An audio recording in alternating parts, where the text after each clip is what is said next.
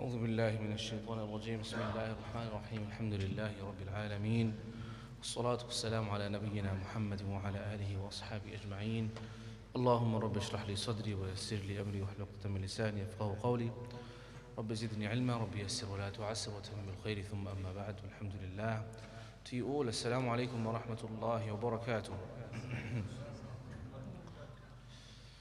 Today we move on to another one of the aqsam and the types and the categorizations of words and their meanings.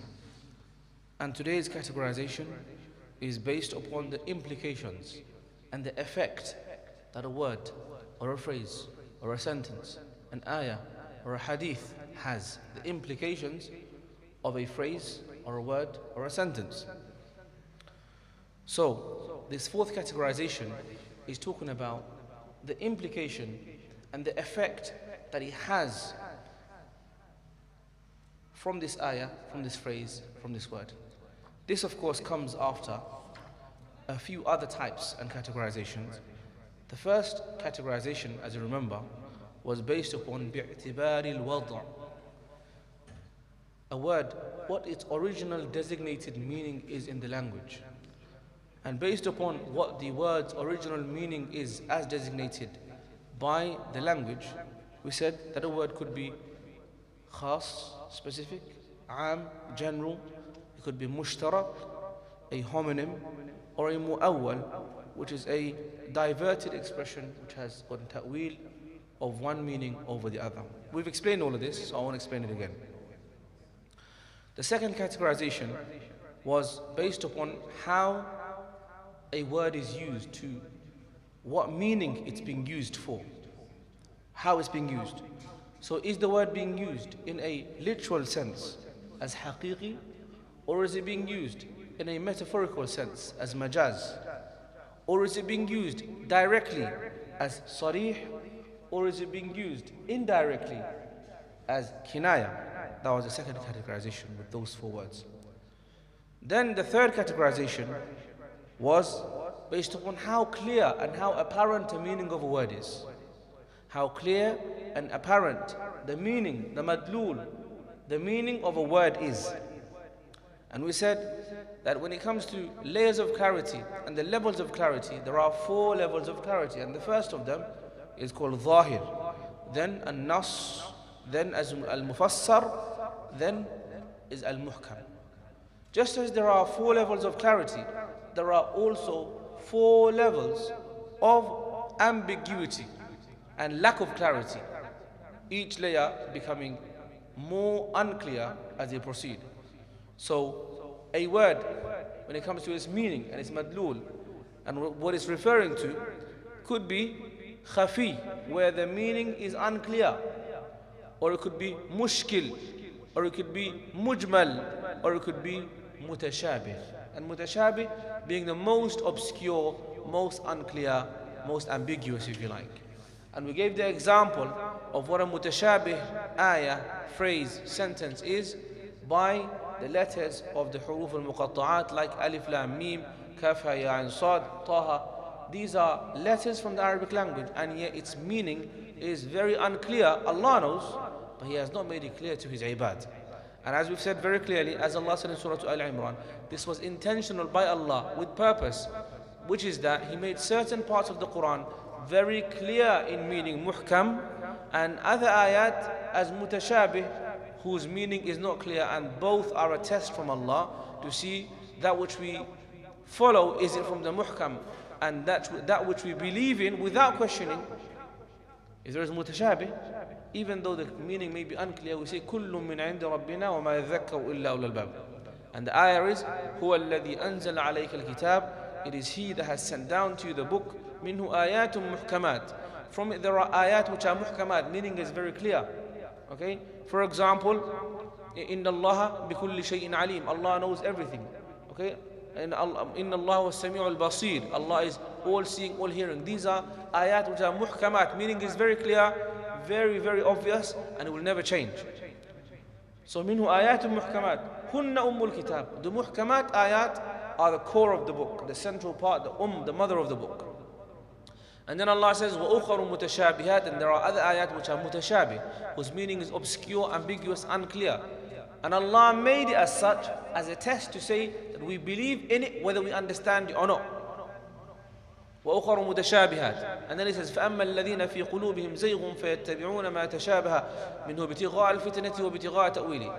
As for those who have sickness, disease in the heart, then they try to follow the mutashabih, they try to unnecessarily, unduly interpret it, and that leads them to misguidance. Okay? فأما الذين في قلوبهم زيغ فيتبعون ما تشابه منه ابتغاء, seeking الفتنة وابتغاء وما يعلم تأويله إلا الله. These ayat, mutashabih ayat, no one can know the meaning, the ta'wil of it except for who? إلا الله. So then what's the right way? These mutashabih ayat, whose meaning is obscure and clear, what is a believer supposed to do? Allah says, وَالرَّاسِخُونَ فِي الْعِلْمِ يَقُولُونَ آمَنَّا بِهِ. We as believers and those who follow the scholars, we say, يقولون آمنا, they say we believe in it, whether the meaning is clear to us or unclear. كل من عند ربنا, because it is all a part of the Quran and it is all we believe in it, whether it's clear to us the meaning or obscure to us, because all of it is wahi, mutawatir, munazzal, what has come to the Prophet ﷺ and has reached us to us by tawatur. So therefore it is absolutely revelation and it cannot be questioned and doubted. So that was the third categorization, based on how clear or how obscure the meaning of a word is. And now today, the fourth categorization is based upon the indication of a word or a phrase, the Dalaalah. Okay? So, the dalil is a torch. Dalil is a torch. Evidence is a torch. Evidence guides you. It's a torch. Does that make sense, yeah? The light that comes out of the torch is what is indicating towards is the Dalaalah. Okay? When you know the GPS, you know what they call it in Arabic? The GPS, the Google Maps, they call it Dalil. Because Dalil, it guides you to your place. Yeah, proof. But it guides you and it takes you, directs you to your location.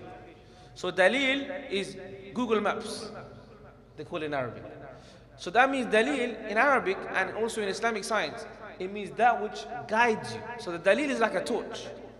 As for the light that emanates out of the torch, then that's the Dalaalah, what it's indicating towards. Now, you may have the Dalil in your hand, you may have the torch in your hand. Someone may memorize the entire Quran, they have the torch in their hand. But unless they know how to turn that torch on and point it to the right direction, will it be of any benefit? If someone just memorized the Quran, doesn't know Arabic, doesn't learn tafsir, doesn't learn nothing, is that Dalil giving them Dalaalah? It's not, because the Dalil is in their hand, the torch is there. It has the power to guide. However, the person is not opening it up. They're not allowing it for it to illuminate their path. Okay? So that's like the example of someone who has the Dalil in the hand, the Quran in the hand, the Hadith in the hand, they memorize it, they know it, they submit to it. But they don't know how to open it up, so they don't know the meaning of it, they don't know the Dalaalah, the indication, the meaning of it. Right? So, yes. Tafsir. Or you have to follow, you have to listen, ask a mufti or a shaykh who has learned the tafsir, can explain to you in your own language. You either follow, if you're an Ammi person, if we are Ammi people, general public, then we have to either follow muftis or scholars, or become a mufti or scholar myself. One of the two. It's either one of the two. You're either a mufti or a scholar yourself, or you follow a mufti or a scholar. Because you can't have the cake and eat it. I want to have a cake. I want to have a cake in my fridge. But I want to eat it. But I want to have it in the cake in the fridge at the same time. But I want to eat it at the same time. You can't have both. Do you see? So now, the Dalil is the torch. The Dalaalah is the light that comes out of it. So the fourth categorization is based upon the implication, the evidence where it's pointing towards. The torch is shining. The implication is the light that's coming down, what's pointing you towards. Does that make sense to you guys, yeah? So therefore, this is categorizing, or this fourth categorization, these are the words that we're going to look at today. Something called Ibaratun Nass, Isharatun Nass, Dalaalatun Nass, and Iqtidaa Nass. When you have a text, an ayah of the Quran, a hadith of the Prophet ﷺ. When I say text, I mean ayah of the Quran. some that's legislative text, the revelation text. You have an ayah of the Quran, you have the hadith of the Prophet ﷺ. The text itself, when it's explicit in the meaning is so clear. And this is called Ibaratun Nass, meaning you can understand the meaning, the Dalaalah, what it's indicating you towards, the implication, its implication just by reading the text plain and simple. So the meaning is its implication is very clear. The Dalaalah is very clear. From Ibaratun Nass, you can just read the text and the meaning is quite clear to you, or to the reader, to the mufassir, to the shaykh, to the jurist, to the scholar. The next is Isharatun Nass, which is the next level. This is the definition. This is definition of the indication of the text. Sorry, معلش. تعريف إشارة النص. Definition of the indication of the text. So there's 4 layers. One is Ibaratun Nass, that's the most clear. Then is Isharatun Nass, less clear. Then is Dalaalatun Nass, which is even less clear. And then there is Iqtidaa Nass. What that means is every single ayah of the Quran, every single hadith text is not just understood on one level. It's understood on many, many levels. One is that which is the clear apparent meaning, Ibaratun Nass. But this text, this ayah of the Quran, this hadith, is understood as Ibaratun Nass, but is also understood as what else is it indicating towards, in addition to Isharatun Nass. The isharat of it is clearly saying this, but along with that, it's indirectly, if you like, also saying something else. And we gave an example of that in our last week's lesson, when we recited the ayah of the Quran,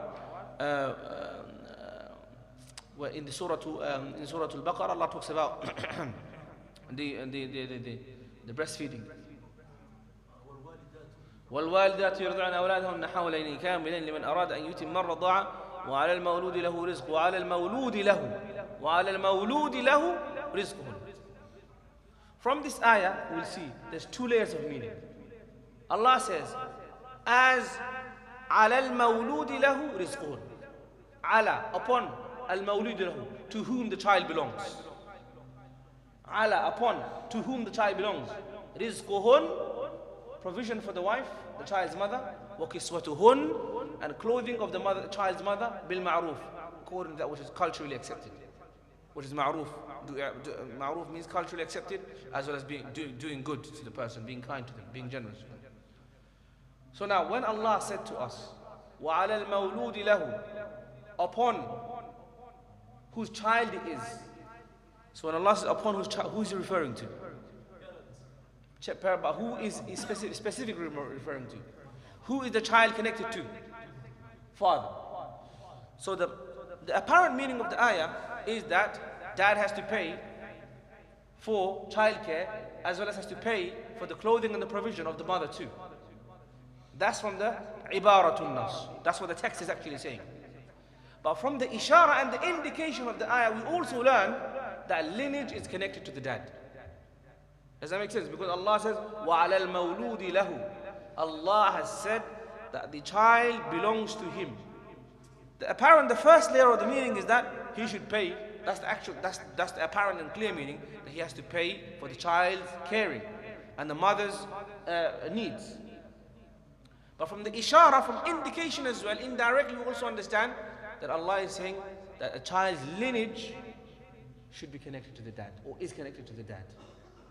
And that's why usually children, they take their father's name, surname, or name. For example, in the Arab world, someone might be, for example, someone called Mahmoud Jamal. For example, Abdullah or Muhammad Ahmad. Muhammad would be his name, and Ahmad is his dad's name. Or it might be Hamid, that might be his granddad's name. So that's how they connect it like that. So dad's lineage is usually, that's what we say, Muhammad ibn Abdullah, isn't it? Muhammad ibn Abdullah. His mother's name is what? Sallallahu Alaihi Wasallam. Amin. We say Muhammad ibn, what do you say, Amina? Say Muhammad ibn Abdullah, because that's how lineage is connected to the father. The exception is made with Isa ibn Maryam, because in Isa's case, he doesn't have a dad. So he is called Isa, the son of Mary. Isa, the son of. But apart from that, we say that Sulaiman ibn Dawood. Do you refer to the mom or do you refer to the dad? Sulaiman ibn Dawood. So lineage is taken from the dad. This ruling of lineage is taken from the dad has been understood from the same text, وَعَلَى الْمَوْلُودِ لَهُ رِزْقُهُنْ, but not from the Ibaratun Nass, not from the first layer of meaning, but from the second layer of meaning, which is the Isharatun Nass. Does that make sense, yeah? So now let's go to page 33 and read what it says. Inshallah, if you can understand briefly what these three words or these four words are referring to, then this is more than enough. So the fourth type is categorized according to the implications.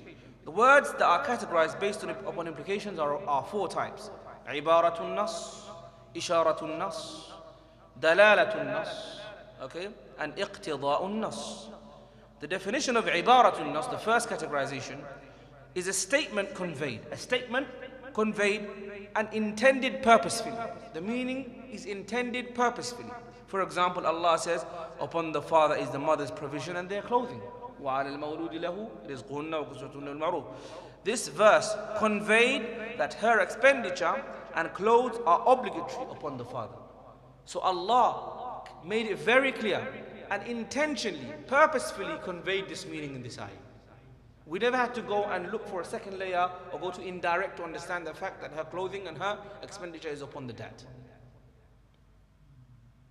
So then when you have a meaning and an implication which is from the Ibaratul Nass, which is clearly understood from the Ibarah, the text itself, then what do you do with that meaning? Do you act upon it or do you not act upon it? You act upon it. So the ruling is, it is compulsory to act upon Ibaratul Nass, of what has been established definitively. Okay, عبارة النص ما سيق الكلام لأجله وأريد به قصدا كقوله تعالى وعلى المولود له رزقهن وكسوتهن بالمعروف سيق لإيجاب نفقتها وكسوتها حكمه وجوب ما ثبت منه قطعا. Okay, وجوب العمل, وجوب to practice upon it is wajib. So if someone says, okay, the meaning of this ayah is from the Ibaratul Nass, but guess what, I'm not going to act upon it, then what are they doing? They're doing fisq. They're committing a major sin. Allah says, وَأَقِيمُوا الصَّلَاةِ.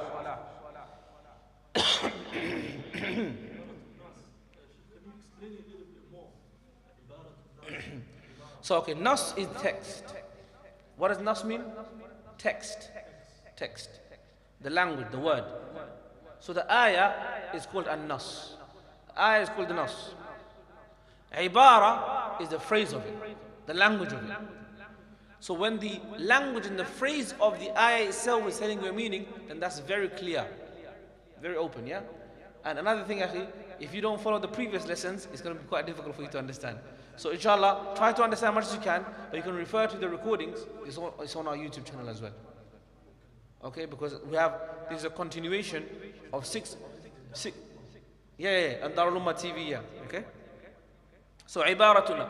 So now do you understand? Ibaratun Nass, okay? The meaning is intended purposefully and is conveyed by Allah. So therefore, when Allah says, for example, وَأَقِيمُوا الصَّلَاةِ and establish salah, the clear meaning of the text is establish salah, pray salah. If someone says, I'm not going to pray salah, are they doing right? Of course they're doing wrong. Is it wajib upon them to act upon this Ibaratun Nass? Of course it is. Does that make sense? So when the text itself is giving you a clear meaning, then now it's wajib for you to act upon it. And the text, its meaning is of four layers. Ibaratun Nass is the most plain and obvious. The next level is called Isharatun Nass. Is a statement conveyed clearly. The meaning is clear. However, the statement is not conveyed purposefully. Meaning the meaning is clear, but that's not the actual reason what the ayah, that's not the actual main purpose of the ayah. The main purpose of the ayah is to tell us, in this particular context, inshallah we'll read the ayah again. So the statement is conveyed clearly. However, the statement is not conveyed purposefully and it may not be apparent. It may not be apparent. That's called Isharatun Nass. Like Allah says, upon the father is the clothing and the expenditure. Now here, like we've said before, what's very clear and obvious is the financial element to it. But what may not be so clear, like if for example when we first translated this ayah, upon whom child is the mother's financial responsibility, did we understand as listeners that this is talking about lineage as well? This wasn't so clear. It's quite unclear. It may be unclear to us, of course, but it may be even unclear to someone who's an equipped Arabic student or someone who can read the Arabic language, because this is a deeper meaning, a second layer, Isharatun Nass meaning. So this is what Isharatun Nass means, where the meaning is clear, however, it takes a bit of digging. It takes a bit of Isharah and seeking out. It takes a bit of finding out the indication. Understood? Does that make sense, yeah? So Isharatun Nass is less clear than Ibaratun Nass. The third is called Dalaalah or Dalaalatun Nass. Is a statement where the effective cause is established linguistically as opposed to by reason. Like Allah says in the Quran, thus do not say to the parents, uff. So Dalalatul Nass is a meaning of is a message that's conveyed to us by the language of the word itself. The language alone is indicative. For example, there's an ayah in the Quran. Allah says, وَلَا تَقُلْ لَهُمَا uff. Allah is saying, don't say uff to your parents. We understood, it's a big crime. If someone says, okay, I'm not going to say uff, but I'm going to go and swear at them. Exactly. Or say, I'm not going to say uff, but I'm going to go and, a'udhu billah, hit them. Can you see that this is worse? Now the fact that it's worse is understood from the language directly. Because I said, وَلَا تَقُلْ لَهُمَا uff. This entire phraseology of the ayah is referring to that even to the extent of saying uff means don't do anything, don't even do that or worse. That's understood from the language itself. Aywan, exactly.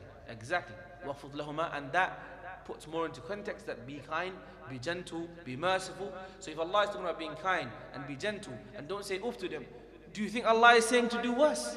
Of course not. Allah is saying don't even do that or anything similar to it or even less, and of course not worse than that.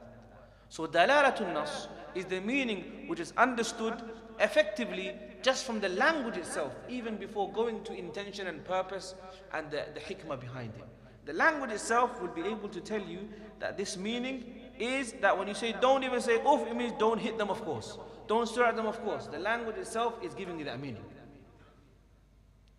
Then the fourth layer of meaning is quite obscure, is unclear, and this is called Iqtidaa Nass. And this is a statement when it is not possible to act upon in the text except when the condition of something additional, meaning when you want to understand something as Iqtidaa Nass, a secondary evidence is needed to explain to us what it means. Meaning the meaning is quite obscure, unclear, ambiguous, so another evidence is needed, another form of evidence is needed to explain to us what the Iqtidaa Nass here is.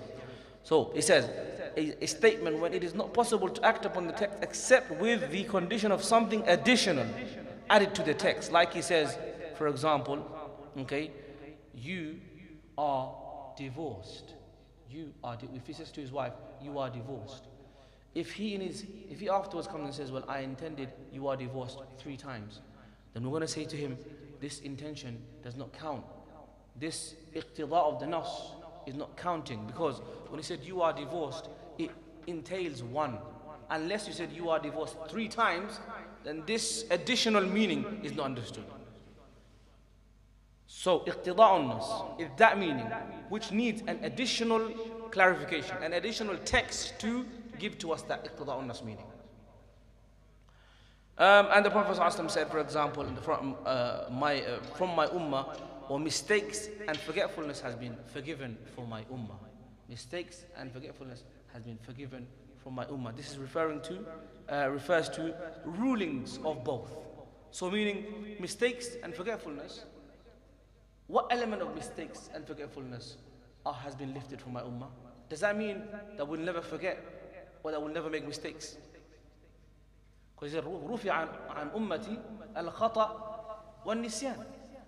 From my Ummah has been lifted mistakes and forgetfulness. All of us understand that it means the sin of it, isn't it? But if someone was a new Muslim today and he gave them this text, رُفِعَ عَنْ أُمَّتِ الْخَطَأ وَالنِّسْيَانِ, from my Ummah has been lifted khata and nisyan, forgetfulness and mistake. They may well understand that, hold on, Muslims are never supposed to forget and they're not supposed to make mistakes, because the hadith is saying Allah has lifted it from them, meaning there's no mistakes and there's no forgetfulness in Muslims. Do you see how that meaning is can be reached. Okay? But we know that it's not talking about the fact that we're never going to forget.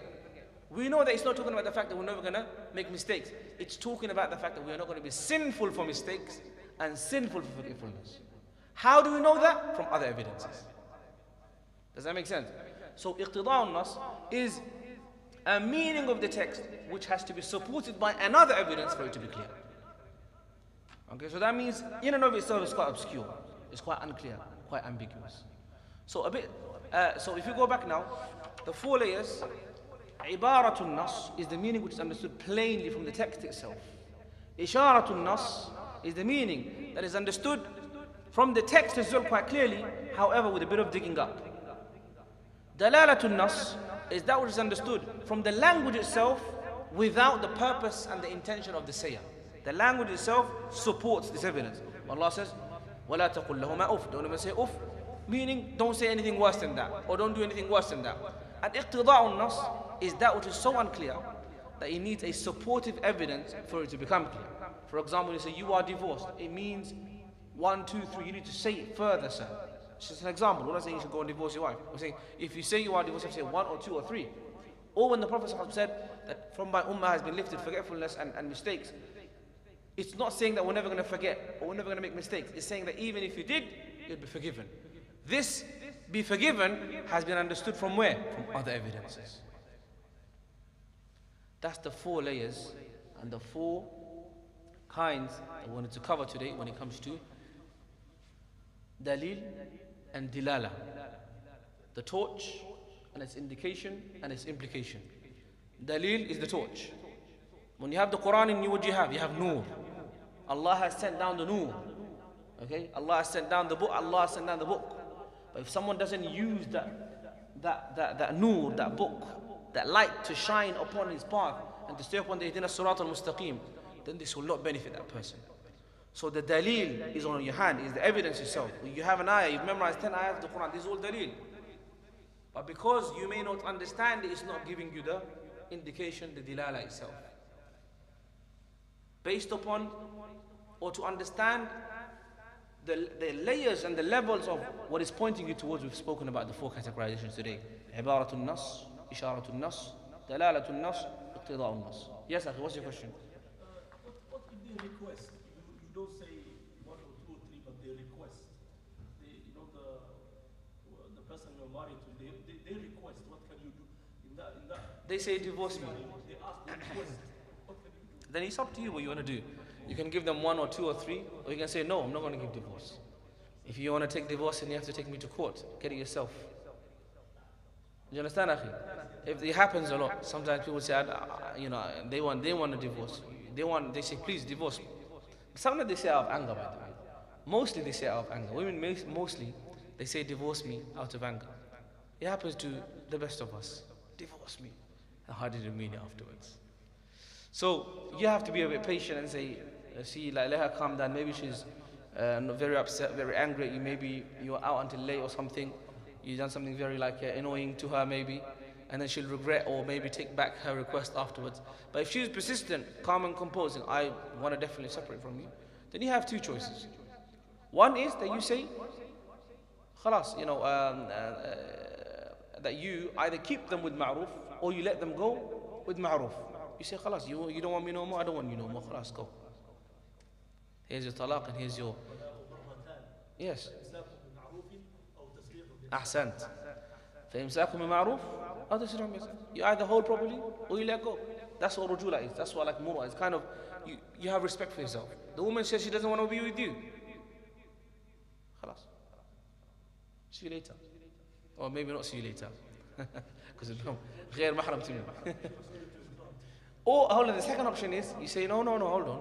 I have an interest in this. Maybe you don't know what you're talking about. You want to separate from me? I'm not interested. I spent a lot of money on this, my life savings. I have a lot of interest in staying married to you. So you want a separation? Go and get a separation from the hakim, from the sharia court, from the judge. Go for khula, go for fasakh. Do the long route, go for the legal course. That's the 2 options you have. Yes, Akhi, what's your question? Second. The question I want to ask is not really necessary, but one sheikh says in Turkey, he says that if they ask for divorce, that means understanding. He said, he put to this point, he said that they mean to understand.